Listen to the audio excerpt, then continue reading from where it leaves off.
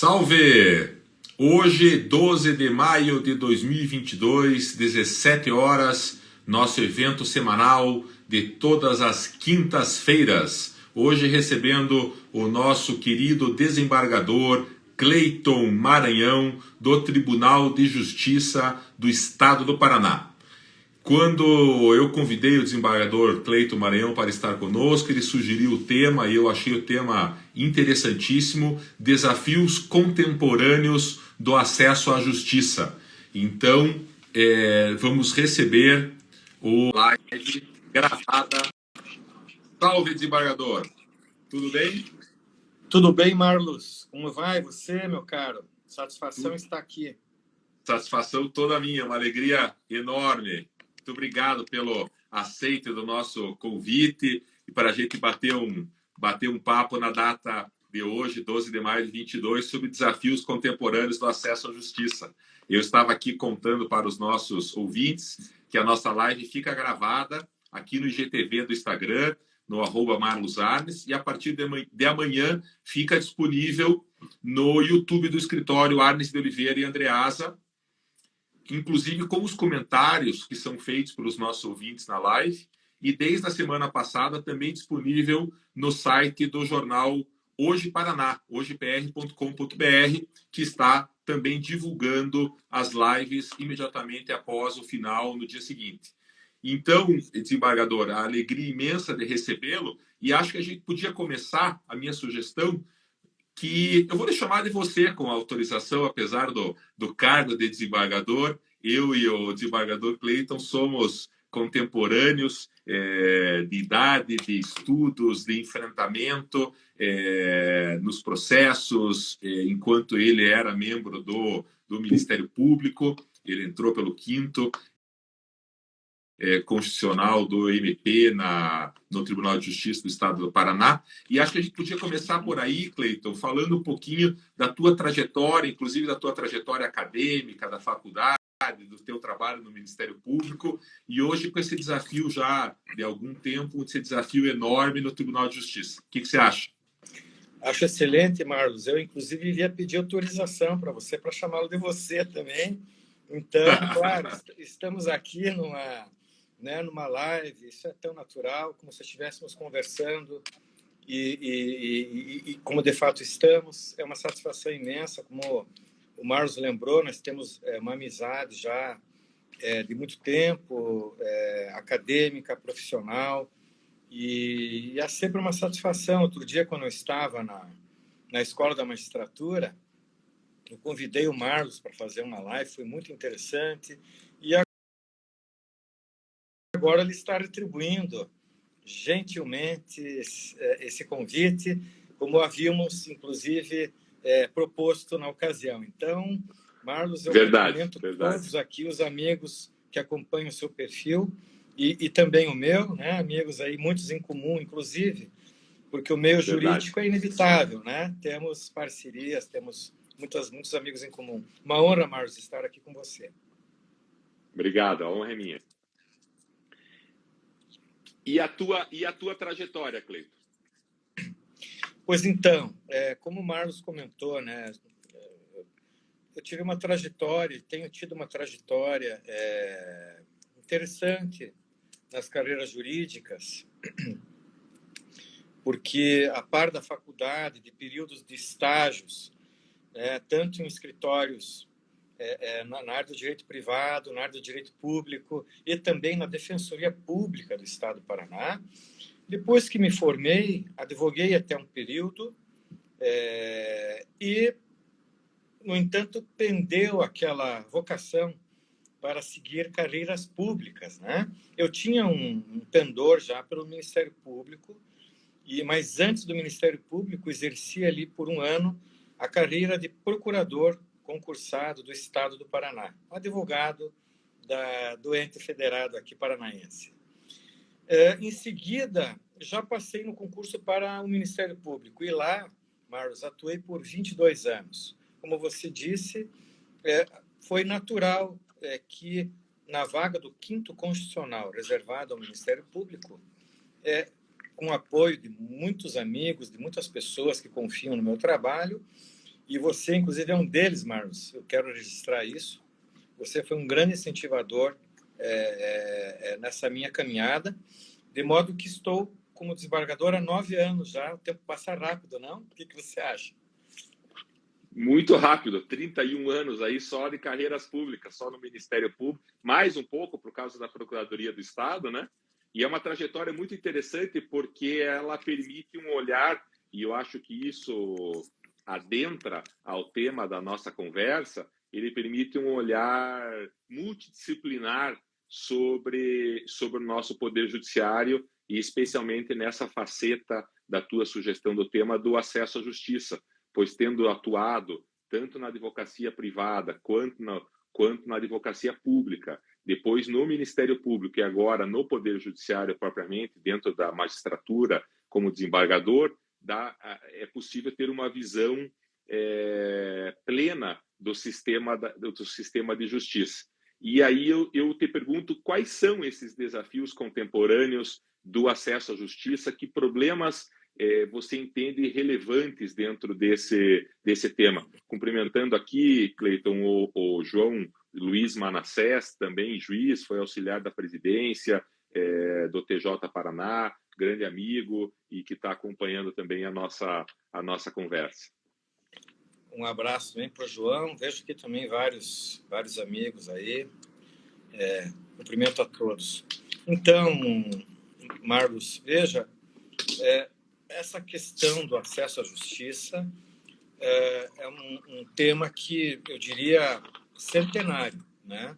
Pelo menos ali pelos idos de 1902, 1903, nós tivemos algumas referências, digamos assim, de direito comparado, e eu refiro-me aqui ao direito alemão, onde lá, há mais de 120 anos, nós temos defensoria pública, por exemplo, né? Passados muitos anos dessa institucionalização da defesa das pessoas que são hipossuficientes, que são vulneráveis, nós tivemos, no final do século XX, um movimento pelo acesso à justiça acadêmico, capitaneado pelo famoso jurista de Florença, Mauro Capelletti. E Mauro Capelletti instituiu o chamado Projeto de Florença, onde, por intermédio de um instituto, que é o Instituto Internacional, ou a Associação Internacional de Direito Processual, que na época estava sob a presidência dele, que é um professor de processo civil de Firenze, Florença, e ele, então, como tinha muito trânsito também por universidades nos Estados Unidos da América, ele, muito bem relacionado, propôs aos seus pares desse instituto, que atualmente, inclusive, é presidido por um brasileiro, que é o procurador da República, Antônio do Passo Cabral, mas que também já foi presidido por um paranaense, que é o professor Luiz Guilherme Marinoni, esse mesmo instituto internacional, Associação Internacional de Processo Civil. Na época, Mauro Capelletti, então, convocou todos os acadêmicos para que fizessem um relatório dos seus respectivos países de como estavam 3 tópicos. Em primeiro lugar, a acessibilidade à justiça em termos de custos ou despesas processuais. Em segundo lugar, assistência judiciária gratuita e também a assessoria judiciária gratuita, assistência judiciária e assistência jurídica, gratuitas, né? E, em terceiro lugar, a quantas andava a chamada justiça das causas de pequeno valor, small claim courts, ou juizados de pequenas causas, ou tribunal de pequenas causas. Cada país denominou de um modo. Bem, feito esse levantamento, ele constatou, então, que era uma realidade no mundo inteiro, Marcos, que havia uma litigiosidade contida, vale dizer, causas que, por uma questão econômica, não eram, digamos assim, não havia, por uma questão econômica, as pessoas não estavam levando alguns direitos que economicamente eram num valor baixo, mas juridicamente, em termos de dignidade humana, tinha um valor até inestimável. De modo que essa pesquisa ela propiciou modificações em vários países e o Brasil não foi diferente. Como eu disse, na Alemanha, por exemplo, onde a litigiosidade é baixa, onde as despesas processuais também são baixas, e aonde o descumprimento de direitos também é baixo, e aí vejamos a questão cultural, como faz a diferença em um país onde as leis são cumpridas, né? Não é o nosso caso, há violações, e por isso, felizmente, né, Marcos, que nós temos os advogados, porque se não fossem os advogados para defender as pessoas em situações de tanta dificuldade, como é o caso brasileiro, tantos contrastes, né? Um país também continental, convenhamos, não é assim tão simples, né? Não seria numa frase que eu iria aqui sintetizar os nossos problemas, claro que não. Mas então, para resumir aqui essa primeira parte, mas eu diria que, ao contrário de outros países, o Brasil e muitos outros, inclusive Itália, Espanha, Portugal, não é? Não só países latino-americanos, mas países europeus, da Europa Ocidental, também se identificaram com esse movimento de acesso à justiça, o Projeto Florença, e de lá para cá, mas eu diria que nós já tínhamos, inclusive, a lei de justiça gratuita, que é uma lei de 1950, e passamos a ter, por conta exatamente dessa ideia da década de 80 para a década de 90, que foi o Projeto Florença, tivemos aquela lei nossa dos juizados, chamada Lei do Tribunal das Pequenas Causas, que foi uma lei de 1984, que é o embrião dos nossos juizados do dia de hoje, que nós vamos falar um pouquinho deles também mais à frente. E a questão das despesas processuais, Marcos, eu diria que a Justiça Federal no Brasil, ela tem preços módicos, preços acessíveis. A Justiça Comum Estadual, eu já não poderia dizer o mesmo. Eu acho que o nosso grande desafio, Marcos, é fazer com que as despesas processuais na Justiça Comum Estadual sejam mais acessíveis ao cidadão brasileiro, né? Eu diria, então, que, num primeiro momento, Marcos, essa primeira fase do acesso à justiça, ela está, digamos assim, quase implementada no Brasil. Temos hoje defensoria pública em todos os estados, inclusive no estado do Paraná, e eu comecei a minha fala da trajetória não sem segundas intenções, para deixar bem claro que eu me forjei dentro da defensoria pública do estado do Paraná antes de galgar outros postos nessa carreira que eu venho seguindo. Para além disso, eu diria que nós temos um sistema de juizados hoje que eu acho até merece alguma crítica, se me permite. Eu sou um pouco crítico do nosso sistema de juizados, mas digo que aquela litigiosidade contida, ela não se encontra represada mais. Não se encontra mais contida. Ela está agora incontida, né? Nós poderíamos depois tecer algumas considerações sobre aquilo que é em direito comparado. Não é um fenômeno só brasileiro, é um fenômeno mundial decorrente da globalização, da economia globalizada, que tem a ver com uma certa litigiosidade, eu diria, massificada, ok? Mas aí a gente pode voltar a esse assunto da massificação dos conflitos. Tá, isso é algo que veio depois, faz parte do contexto mundial de globalização. Eu queria dizer, então, que, estando já praticamente implementada a primeira fase de acesso à justiça no Brasil, com algumas externalidades, com algumas, digamos, imperfeições, né? Mas nada é perfeito. No âmbito das despesas processuais, no mais está tudo bem. Eu diria que nós estamos agora numa segunda fase, Marcos, e daí eu vou te devolver a palavra, que é a segunda fase envolvendo uma visão que eu chamaria, Marcos, refletindo aqui para a nossa live, uma visão humanista da justiça. Refiro-me, Marcos, à ascendência dos direitos fundamentais, ao pluralismo das fontes normativas e uma migração da tutela daquele sujeito de direitos que a gente não sabe quem é, que é um sujeito abstrato, um ser talvez mítico para a tutela da dignidade da pessoa humana. O que eu quero dizer com isso? A abstração dos códigos, né? Porque a técnica de codificação, Código Civil napoleônico para cá, né? O projeto de Napoleão ele frutificou, mas de tal ordem que o cidadão é um sujeito de direitos, tal e qual Curitiba, em Manaus, em Paris, Londres, ou mesmo em Estocolmo, não é? Ou até, quem sabe, em Nova York. Para além disso, nós precisamos saber quem são as pessoas concretas, não é mesmo, Marcos?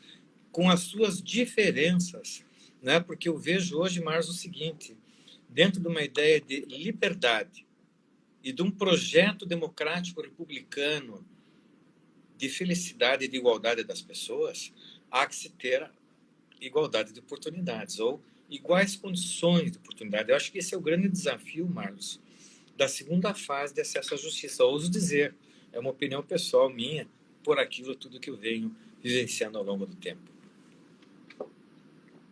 E muito interessante essa análise a partir do projeto de Florença, porque, evidentemente, o Clayton está colocando para todos nós aqui uma visão global da justiça, e nós não estamos tratando do sistema penal, ou do sistema civil ou administrativo, a gente está falando da justiça como um todo. E eu tenho sempre nas minhas falas, daí dentro do quadradinho do direito penal, resgatado essa história a partir do encerramento dos tribunais de pequenas causas, que o desembargador bem colocou, em 84 foram criados e em 95 foram transformados com a Lei 9.099 no juizado especial, e que realmente atingiu essa finalidade de acesso pleno à justiça, inclusive no juizado especial, sem custas, sem honorários de sucumbência, até 20 salários mínimos, sequer sem a necessidade de um advogado, o que à época foi muito criticado, inclusive, pelas OABs ou pelo Conselho Federal da OAB. Hoje, boa parte dos juizados, para quem milita, sabe, as faculdades colocam lá os seus escritórios modelo, os seus escritórios jurídicos, ou nós temos também defensores públicos em algumas cidades atuando, e as pessoas têm um acesso pleno à justiça. Nesse ponto, Cleiton, você mencionou, e isso é uma questão bem interessante, a gente estava debatendo esse tema aqui no escritório no dia de hoje e em dias antecedentes também com outros advogados, quanto ao valor das custas, e você bem colocou que a Justiça Federal tem um valor que, na tua opinião, e eu concordo, é razoável ou adequado, e que a Justiça Estadual tem um valor ainda elevado. Será que o Judiciário não está muito emperrado com uma quantidade muito volumosa de causas, e uma saída seria o contrário, seria aumentar as custas, ou aumentar o valor, ou até aumentar a sucumbência e diminuir a quantidade de processos no judiciário? E isso afetaria essa segunda etapa que você está adentrando de direito fundamental, a dignidade da pessoa humana, de acesso à justiça, de que forma isso também afetaria?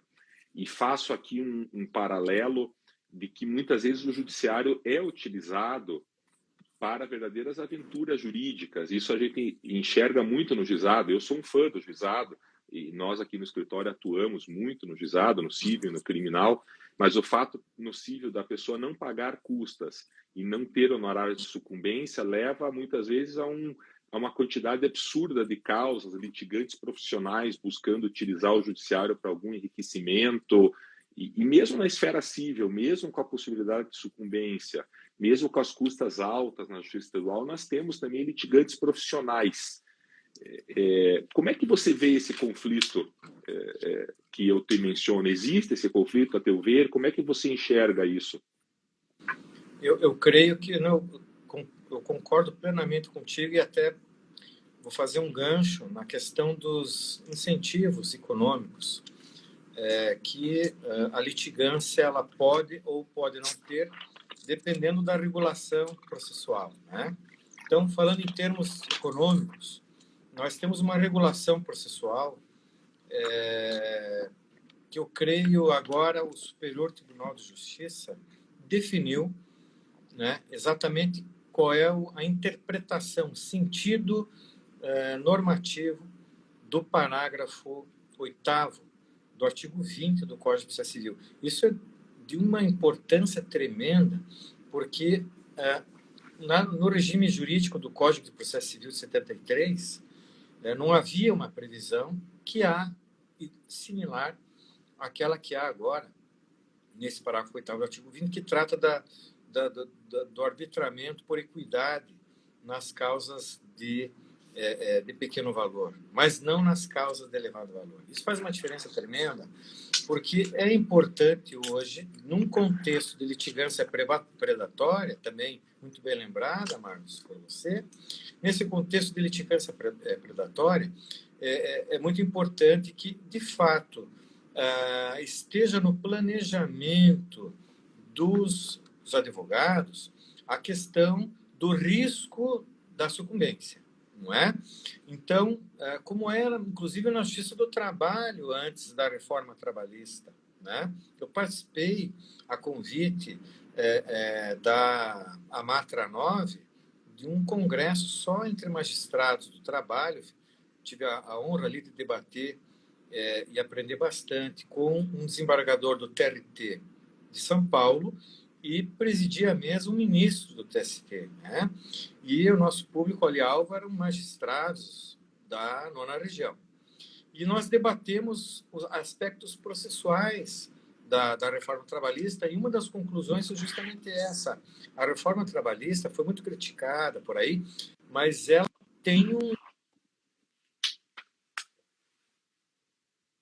não há dúvida, mas nesse que aqui nos importa, da live de hoje, em termos de custo, né, e incentivos ou desincentivos, e a questão da sucumbência, que lá é bem diferente da justiça comum, estadual e federal, é importante que se tenha a condenação de sucumbência de honorários advocatícios quando há sucumbência, isso com base não só no valor da causa ou no valor do proveito econômico, para além daquele conceito clássico da condenação. Aqui nem sempre temos condenação, né? Por vezes temos um proveito econômico.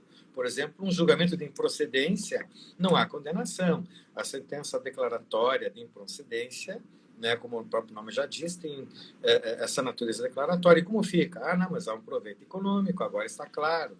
E também o valor da causa. Então, eu diria assim, certamente que quando o STJ atribui o seguinte sentido ao parágrafo 8º do artigo 20, não está ali previsto casos em que o valor da causa é de elevado valor. Não está ali previsto.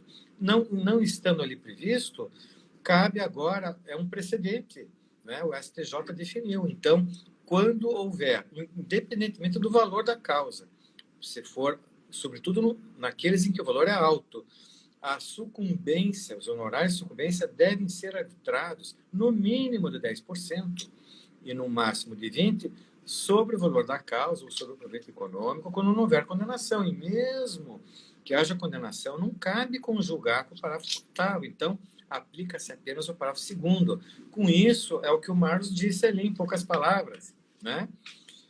Ou seja, isso agora está bem claro, é precedente obrigatório para todas as instâncias ordinárias, juízes e tribunais, artigo 927 do Código de Processo Civil, temos regra, inclusive, nesse sentido, né, uma regra vinculativa do precedente, de maneira que eu creio que agora os advogados, inclusive, devem estar pensando antes de demandar, porque se há vitória, haverá o benefício, mas se houver a sucumbência, o cliente tem que ser informado de que poderá pagar os honorários. Eu me recordo, Marcos, de um caso lá no tribunal, e foi nesse interstício porque o STJ ele hesitou um pouco, né?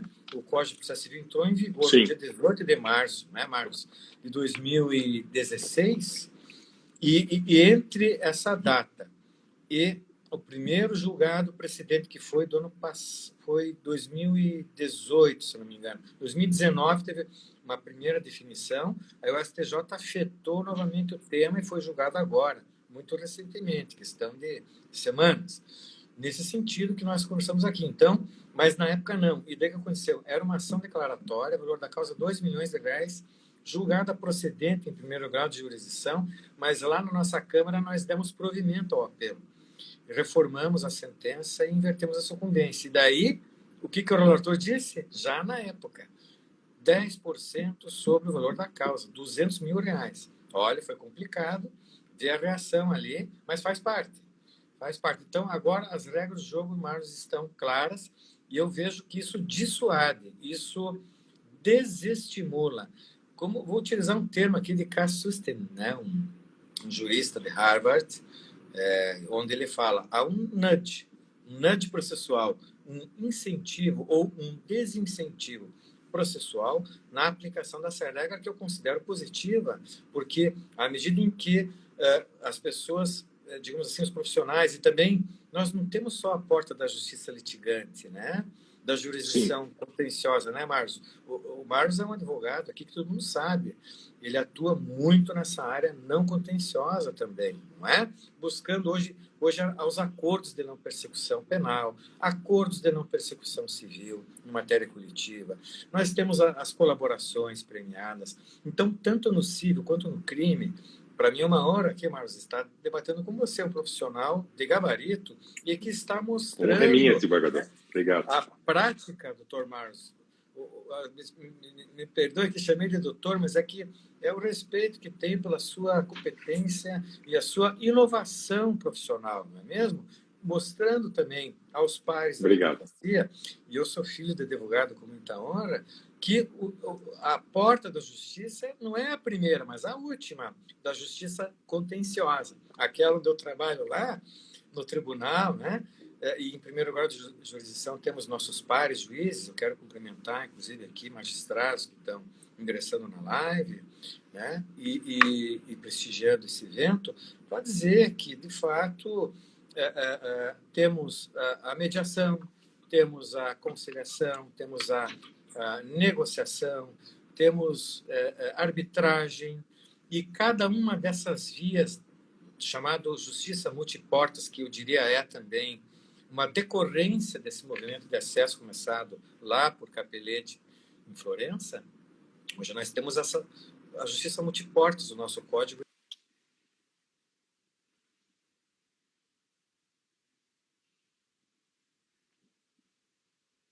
Temos a questão da sucumbência como um fator importante para não só valorizar, né? Eu converso muito com os presidentes, todos os presidentes de ordem que passam, né? E o doutor Cássio Telles passou agora recentemente, temos agora a doutora Marilena Winter, estimada amiga também, e como tivemos ali brilhantes, todos eles batoniers,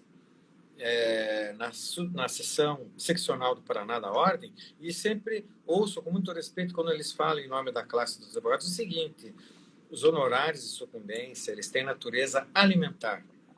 E é uma questão de dignidade da profissão. Eu, como sou filho de advogado, e meu pai era aquele advogado raiz, né, que fazia expediente das 8h30 às 11h, da 1h às 18h, né, para além um pouco do horário forense da época. Né, e era aquele advogado que trabalhava sozinho. Né, mal e mal ele tinha uma secretária, não é mesmo? Então, eu sei bem o que é a luta do advogado, e estando ali junto com meus pares, tenho notado, sabe, Marcos, uma compreensão de toda a magistratura diante da dignidade das funções dos advogados, felizmente. E quando nós fizemos esse parênteses aqui dentro da tua linha de raciocínio, que me chamou muito a atenção, desde Florença, passando depois pela Lei de Justiça Gratuita de 50, o Tribunal de Pequenas Causas, eu te interrompi nessa trajetória que você estava chegando ali na questão dos direitos fundamentais, e interrompi com a questão das custas, e dentro desse parênteses ainda, a Inayá Botelho, que é a nossa sócia aqui no escritório, insiste muito sempre, e eu entendo com razão, e foi mencionado pelo desembargador, nas câmaras de conciliação e de mediação, que são não uma antessala do judiciário, mas uma verdadeira solução de desafogamento do judiciário e de uma solução rápida e de uma solução, ou pelo menos mais rápida e menos custosa do que o próprio Poder Judiciário. É a primeira vez que eu ouço um desembargador dizer, e eu concordo plenamente com isso, de que o Poder Judiciário deveria ser a última busca pela solução de um litígio. A gente vive um momento turbulento do país, mas somos um povo desde sempre litigante. O nosso judiciário está sempre abarrotado de causas, de litígios, as pessoas não perdem tempo em entrar. Essa questão da sucumbência, eu acredito que veio ajudar. Se a gente mencionou a Justiça do Trabalho, muitos advogados trabalhistas dizem que com essa questão acabou a Justiça do Trabalho. Na verdade, eu digo a eles, e sempre falando por mim, e por uma visão de quem não milita na Justiça do Trabalho cotidianamente, mas acompanha pelo gosto que tem de discutir as questões da advocacia, que nós afastamos, na verdade, aquele litígio que não era um litígio verdadeiro na Justiça do Trabalho, era um exagero, eu diria, no processo penal, um excesso de acusação que muitas vezes o Ministério Público faz contra o réu, há um excesso de pedidos, havia um excesso de pedidos na Justiça do Trabalho, e com essa reforma e com a possibilidade de sucumbência, deu uma refreada. E aí eu ouso dizer, na contramão de muitos, e sei que sou criticado por esse posicionamento, mas ouso dizer que o próprio juizado especial hoje mereceria algumas reformas, talvez obrigando que as partes contratassem advogado, mesmo para as causas de valor inferior a 20 salários mínimos, e talvez estabelecendo custas, mesmo que muito baixas, mesmo que adequadas àquela realidade do juizado especial, possibilitando que as pessoas litigassem, mas que de alguma forma buscassem seus direitos, mas que de alguma forma também valorizassem esta máquina do Poder Judiciário. Eu devolvo a palavra para você, Cleiton, e talvez você queira continuar naquela linha de raciocínio inicial, e você estava entrando na questão dos direitos fundamentais, da tutela da dignidade da pessoa humana, e eu entendi um pouco que tratar as pessoas como pessoas, e quando a gente discutiu isso aqui no escritório, antes da live, muitas vezes a gente encontra um poder judiciário, sem generalizar, um poder judiciário que não trata as pessoas, enquanto sujeito de direitos, e sim como um número processual. Como que a gente poderia resolver isso de alguma forma dentro dessa tua linha de raciocínio aí dos direitos fundamentais, você cumprimentou vários juízes, está aqui também o Dr. Regis Sartori, promotor de justiça em Curitiba, nos acompanhando, e outros membros do Ministério Público aqui também acompanhando o nosso bate-papo. Marcelo Borges dizendo que é um desafio sopesar os custos da existência de um processo sem limitar o acesso ao judiciário. Esse é exatamente o ponto, Marcelo. O pessoal dizendo que você é um professor genial, uma pessoa de fato fora da curva, e aí eu devolvo a palavra para você com esses elogios. Obrigado, Marlos. Nada como ter amigos, né? Eu sempre digo, quem tem amigos não morre pagão, né? Elogios verdadeiros. Então, é claro que eu fico feliz de ter esse carinho aí dos alunos, né? Eu vejo os alunos fazendo elogios para mim aqui na live. Vejo também... Você é professor da Universidade Federal, né, Cleiton? Sim, exato. E eu agradeço toda a gentileza aqui da presença realmente da Gabriela, do Dr. Regis Sartori. Vejo aqui também pessoas que eu estimo bastante, a doutora Valéria também, procuradora de Justiça do Ministério Público, pessoas que, doutora Jaqueline Elieve, juíza de Direito, enfim, há pouco aqui meu filho também passou aqui para deixar um abraço para mim, o André. Agradeço bastante. A desembargadora Vânia Kramer estava conosco também. Nossa, a desembargadora Vânia Kramer, ela foi juíza substituta na seção judiciária de Cruzeiro do Oeste. Eu era o promotor substituto, aprendi muito com ela e até hoje aprendo muito com ela. Uma pessoa maravilhosa. E uma honra para mim ter a assistência dela aqui nessa live. Mas então, Marlos, veja só. Ela mencionou com muito carinho a passagem de vocês em Cruzeiro do Oeste. Ela me contou essa passagem rapidamente, com muito carinho. Ela gosta muito de você. Muito obrigado, e a recíproca é verdadeira. E eu também quero cumprimentar a tua equipe de escritório, que está prestigiando aqui, o pessoal também de extrema competência como você, né, Marlos? E veja... Obrigado. Olha, eu que agradeço. Quando você falou para que voltássemos à questão humana, né? E, ao mesmo tempo, me deu aqui um brainstorm, né? Uma tempestade cerebral, um insight, porque o que ocorre justamente no momento em que o judiciário, até muito por conta, Marlos, do Conselho Nacional da Justiça.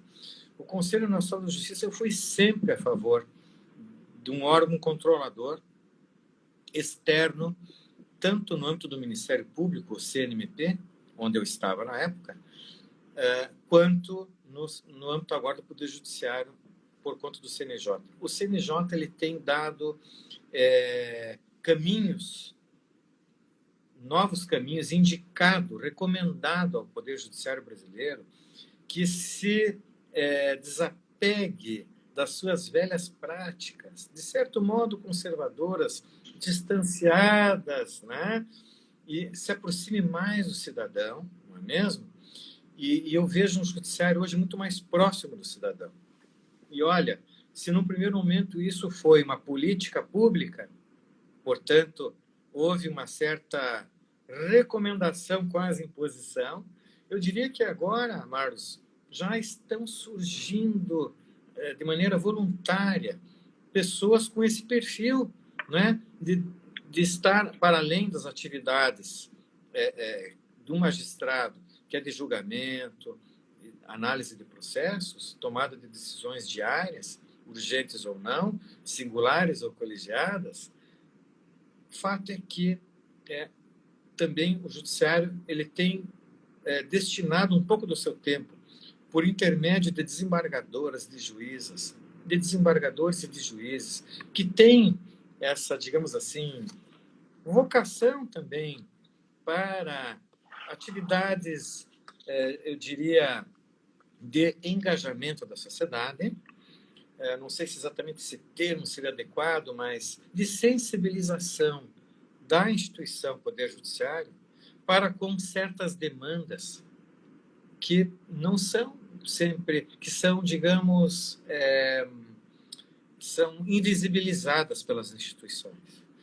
De maneira que eu tenho notado que o judiciário, por conta do CNJ, ele tem tido essa preocupação e sobretudo, não só com a dignidade da pessoa humana, que é um termo muito amplo, mas que se contrapõe àquela ideia sujeitos de direito abstratos para pessoas de carne e osso, pessoas concretas. Faz toda a diferença. E, de outro lado, para os novos direitos, né? Porque alguns... Eu sou, na verdade, aqui um aluno, um eterno aprendiz, são gentis aqueles que endereçam elogios à minha pessoa, mas eu sou... Esses gigantes chama-se Natalino Irti, que eu tive a oportunidade de conhecê-lo tomando um café no átrio na antessala do vetusto prédio da Faculdade de Direito da UFPR, num congresso ali que ele iria, em seguida, participar. É um jurista italiano que, em 1979, veja lá a época, uma pessoa de vanguarda, ele já escrevera uma obra dita assim, A Era da Descodificação, que é um assunto que me agrada bastante, que me chama sempre atenção, e que tem a ver com o seguinte, Marlos.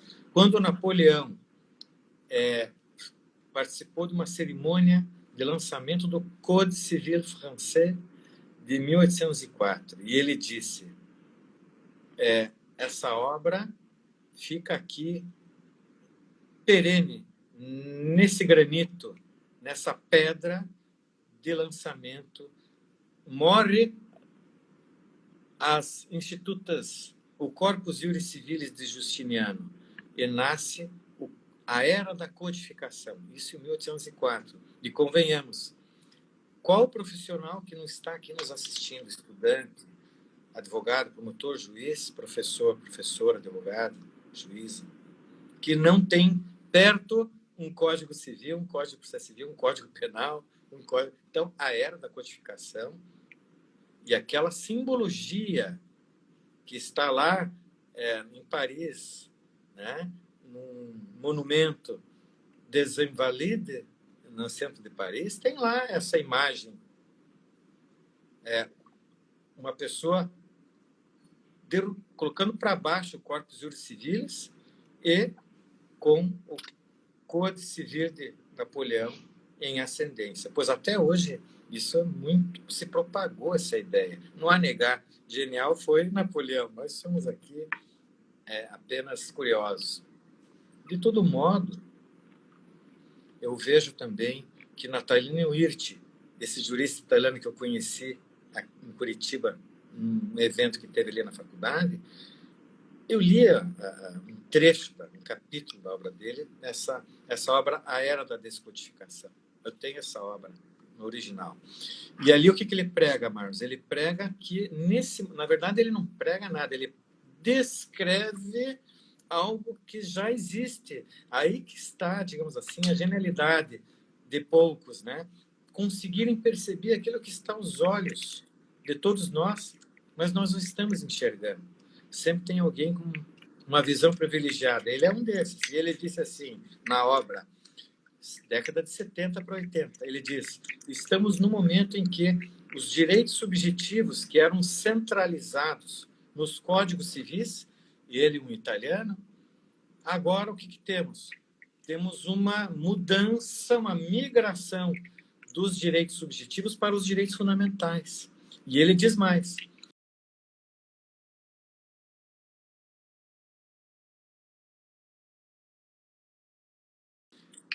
Os novos direitos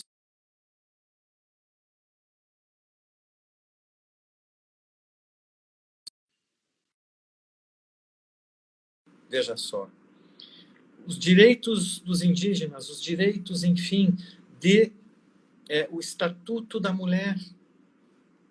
Veja, o Código Civil não dá conta, tratando todos formalmente iguais perante a lei. Em síntese, nós precisamos de eu agora cito Natalino Hirti, de uma pluralidade de estatutos de mercado, ou de uma pluralidade de estatutos, segundo as especificidades, segundo as diferenças dessas pessoas de carne e osso, a que eu estava me referindo há pouco. Se todos são sujeitos de direito, nós temos aí a criança, sujeito de direito, o idoso, sujeito de direito, a mulher, sujeito de direito, quando na realidade são pessoas em momentos diferenciados de sua passagem aqui terrena, não é? Então, eu vejo assim sempre com muito interesse e simpatia esse contexto atual do nosso direito, que foi antevisto por Natalino lá em 79. Em 79 eu tinha 14 anos de idade, né? Quando que eu ia pensar que um dia eu estaria aqui refletindo sobre um texto escrito, né? Mas tantos anos depois, né? Estamos em 2022. Claro que o professor Natalino ele segue como um visionário do direito, mas ele descreveu uma realidade que já se fazia, digamos assim, evidente, pelo menos ali no dito primeiro mundo, né? Mas que chegou aqui rapidamente. Hoje, então, nem se fala a velocidade de tudo. Então, Marcos, nesse tópico da nossa conversa, eu diria o direito das minorias, o direito dos vulneráveis, das pessoas em situação de risco e, sobretudo, essa pluralidade de estatutos que demonstram o Código Civil. Eu vejo que o centro hoje está não mais nos direitos subjetivos, mas nos direitos fundamentais, e inclusive no Código de Defesa do Consumidor e na legislação ambiental e por aí vai, onde se fala inclusive de presentes e futuras gerações. Olha que ponto chegamos. O direito hoje se preocupa com as futuras gerações, notadamente em matéria de embriões e matéria de direito ambiental, que é fundamental que tenhamos essa sensibilidade, não só com aqueles que convivem conosco, mas também aqueles que estão por vir. Muito bom. Essa visão é maravilhosa, né? Quer dizer, esse debate e esse raciocínio que você nos trouxe, ele é fundamental para a gente entender, inclusive, como que nós chegamos aqui, né? Com os códigos, com a codificação de Napoleão, até esse momento em que, desde 79, pelo menos, que a gente fala numa descodificação, enfim, é muito bom. Cleiton, nesse quase encerramento, a gente já está com 45 minutos e fazendo esse quase encerramento nosso, num pinga-fogo rápido, justiça hoje híbrida, virtual, ou presencial, ou os dois modelos, e junto com isso os sistemas eletrônicos todos. Nós dois somos aí da mesma geração, da década de 60, do século passado, e pegamos essa modificação num processo físico para um EPROC, para um PROJUDE, para um SAGE, para essa infinidade de processos eletrônicos da digitalização ou da justiça eletrônica. E hoje, com a pandemia, acelerou um processo que talvez não chegasse ao judiciário de um sistema pelo menos híbrido. Como que o Poder Judiciário, ou como que você, na verdade, enxerga essa questão? De forma positiva, negativa, problemas num pinga-fogo rápido assim?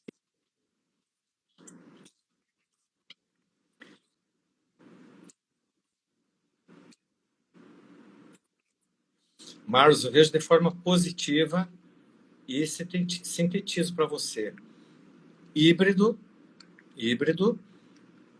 cada vez mais híbrido, e vamos ganhar tempo, se for para ter heurísticas, que seja de tempo e espaço.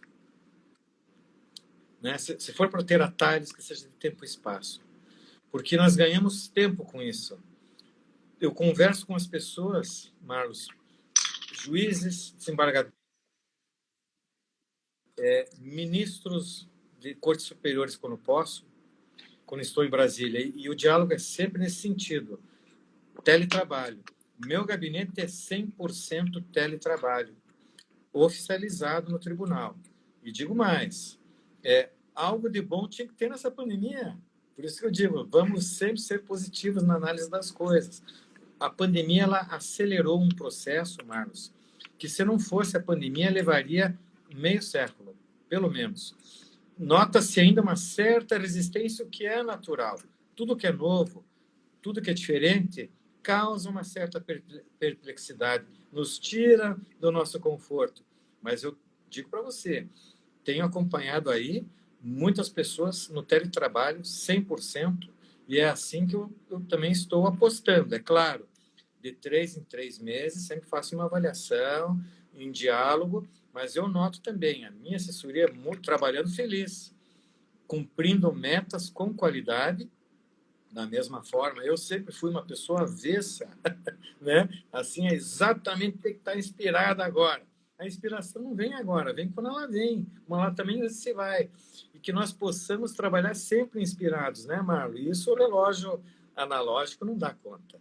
Então, em termos de híbrido, eu não, vejo que essa é a tendência e vejo que isso, inclusive, é sinônimo de felicidade, longevidade e mais do que isso, qualidade na prestação jurisdicional, tanto por parte de juízes, quanto por parte também de todos os atores do sistema de justiça, os advogados, os membros do Ministério Público e também os serviços auxiliares da justiça. E diria, Marlos, só para fazer um fecho aqui dessa pergunta, desse pinga-fogo, que há um contraste com a questão da aproximação do judiciário com as pessoas.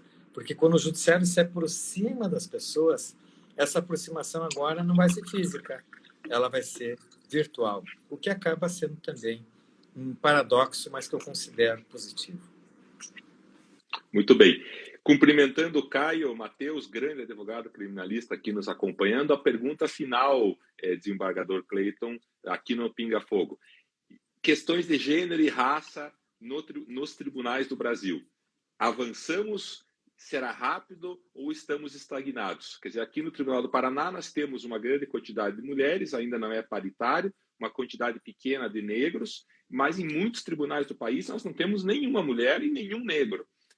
O CNJ tem trabalhado nisso, eu acredito que não ainda com a força necessária, mas já é uma pauta do CNJ já há algum tempo, e na tua visão, isso avançará rapidamente ou ainda a passos lentos? Está avançando rapidamente, Marlos, felizmente. Eu estive à frente da direção-geral da Escola da Magistratura até janeiro de 2022 e acompanhei justamente as recomendações do Conselho Nacional de Justiça, tanto para a questão racial e tanto também para a questão de gênero. E eu posso dizer para você, para mim até nem precisava recomendação. Digo por quê? A nossa gestão na escola da magistratura vem sendo paritária.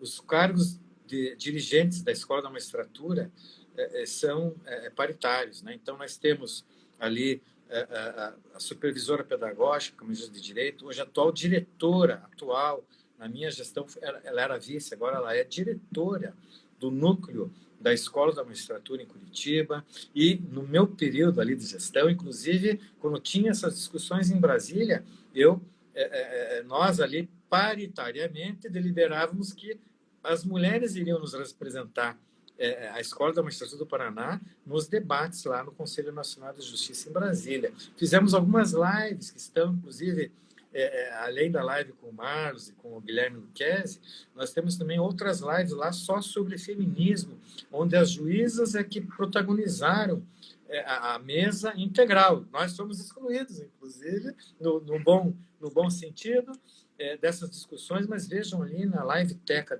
no YouTube da IMAP, que tem discussões espetaculares no chamado constitucionalismo feminista, onde, inclusive, houve algumas palestras, né, da professora Abilina, e também de outras juristas do Distrito Federal, que trabalham, inclusive, no Supremo Tribunal Federal. Então, é um caminho sem volta esse, e que nós temos que ter em mente que não há cabimento que, por exemplo, o pleno do Tribunal de Justiça do Estado do Paraná, composto por 120, e agora iremos a 130 desembargadores e desembargadoras, tenhamos o plural de 100 e um plural de 20 mulheres. 100 homens e 20 mulheres. Não tem cabimento. Desde o tempo que nós fizemos faculdade, né? O Marlos aqui relembrou que nós somos jurássicos, mas veja que interessante, hein, Marlos? Jurássicos pelo no mútil. Por quê? Tenho certeza, Marlos, que tanto a sua turma de direito quanto a minha foram turmas paritárias. Então, veja que interessante.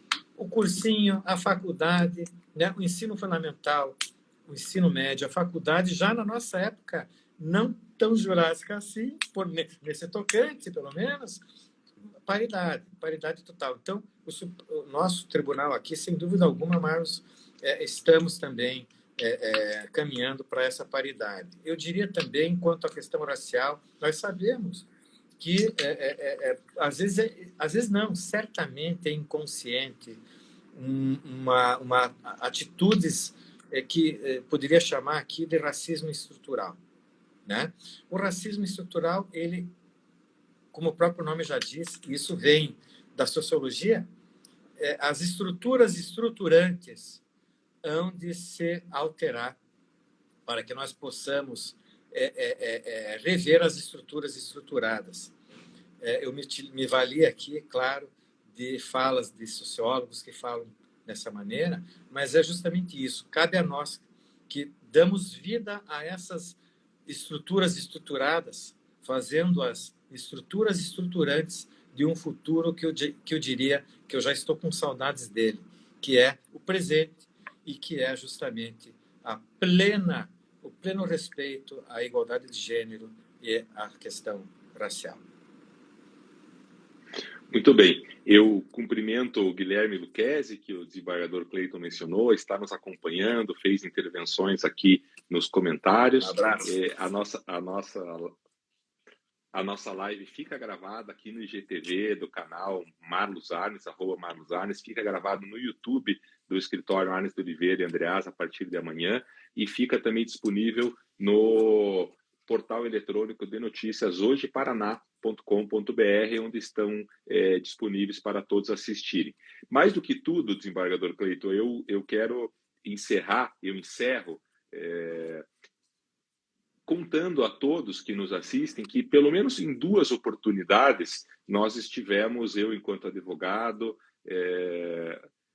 o desembargador Cleiton, à época, no Ministério Público, em lados opostos em alguns processos, e lá eu conheci uma pessoa humanista.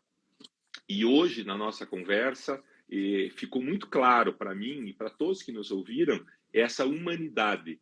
E essa humanidade de um desembargador, de uma pessoa que ocupa o cargo de desembargador, é tudo que o jurisdicionado precisa, porque uma visão humanista da sociedade, uma visão humanista do Poder Judiciário, isso é transformador. Então, eu quero dizer a Vossa Excelência que a advocacia paranaense se orgulha da sua trajetória, que foi advogado lá atrás, privado e público, como contou para nós no início da nossa conversa. O Ministério Público, eu sei que se orgulha de ter um representante do parquê ministerial, e sei que o Poder Judiciário se orgulha desse desembargador erudito, professor, inteligente, afável, leal e, acima de tudo, um grande humanista. E por isso e por muito mais, foi um prazer conversar com você aqui, Cleiton. Muito obrigado. O prazer foi todo meu, Marlos, e você sabe que sempre quando quiser trocar ideias, bater um papo, eu estou à disposição sua e de todos os seus amigos, sua rede de amigos, sua network, né? E fico muito feliz que nós possamos ter tido esse debate franco, falando também não só daquilo que esperamos da justiça e do sistema de justiça, mas também fazendo algumas críticas construtivas àquilo que nós fazemos parte e esperamos contribuir para que tudo isso melhore. Eu agradeço, Marlos, as suas gentis palavras e digo que, de fato, como já enalteci durante o Gane, aprendendo também contigo. Muito obrigado. Voltamos com vocês e com todos os nossos ouvintes na próxima quinta-feira, 17 horas. Eu receberei a advogada Carla Karpstein para tratar de direito eleitoral. Grande abraço a todos vocês. Obrigado, Cleiton. Tchau, tchau. Um abraço. Obrigado. Tchau, tchau, Marlos.